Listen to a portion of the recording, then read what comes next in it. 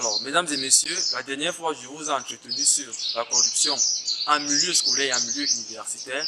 Nous avons tous étudié ensemble les manifestations, les causes, conséquences, et j'ai par la suite, n'est-ce pas, proposé des solutions pour pouvoir y remédier.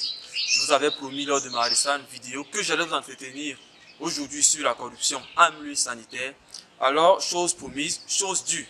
Il faut dire que la corruption en milieu sanitaire, n'est-ce pas, se manifeste de plusieurs manières. On peut l'observer à plusieurs niveaux, du haut vers le bas, tant au niveau de l'administration qu'au niveau de nos hôpitaux. Au niveau de l'administration, ça se traduit de la manière suivante. On observe le détournement des fonds alloués à la santé par les hauts cadres de l'administration, le trucage des marchés publics qui se traduit par la facturation ou encore la fourniture des produits de qualité inférieure en contrepartie des pots de vin, la facturation des marchés ou encore des services qui ne sont pas par la suite rendus pour se partager les revenus.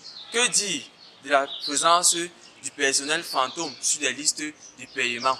Et cela à titre d'illustration pour pouvoir voir à quel point, n'est-ce pas, ces hauts cadres sont souvent inculpés dans les affaires de détournement de fonds publics. Vous avez le cas du ministre Hugo Langenarone, ancien ministre de la Santé, qui a été inculpé dans une affaire de détournement de 15 milliards de francs CFA. Vous avez M. Raphaël Okala, autant pour moi, qui était le secrétaire permanent du Comité national de lutte contre le paludisme et la tuberculose, ou encore M. Maurice Feuzeux, qui est le secrétaire permanent du Comité national de lutte contre le sida.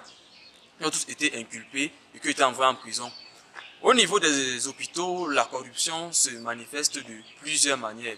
On observe l'extorsion des fonds, autant pour moi, aux malades pour leur prodiguer des soins qui sont supposés gratuits, le détournement du matériel sanitaire à des fins privées, le rançonnement ou le rançonnage, n'est-ce pas, des usagers. Vous avez la production des faux certificats médicaux. Vous avez également le refus de prodiguer des soins à des malades qui refusent de se livrer à des actes de corruption.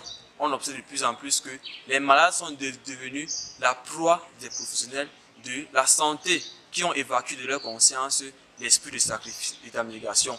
Que dire de l'accès dans nos écoles de formation sanitaire qui requiert ou qui nécessite de solides aptitudes techniques, scientifiques ou morales qui est, n'est-ce pas, subordonné ici à la voix et au pouvoir, que ce soit à l'entrée ou bien à la sortie de l'école. On observe également sur le marché la vente des produits douteux qui ont des conséquences néfastes sur la santé des citoyens.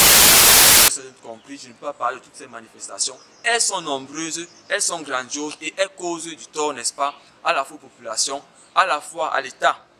Cela remet en cause, n'est-ce pas, l'avenir de notre population et de notre pays qui aspire à atteindre l'émergence. Ainsi présenter les manifestations, je vous promets la prochaine fois, n'est-ce pas, de vous présenter les causes, les conséquences et bien sûr les solutions pour pouvoir remédier à la corruption en milieu sanitaire.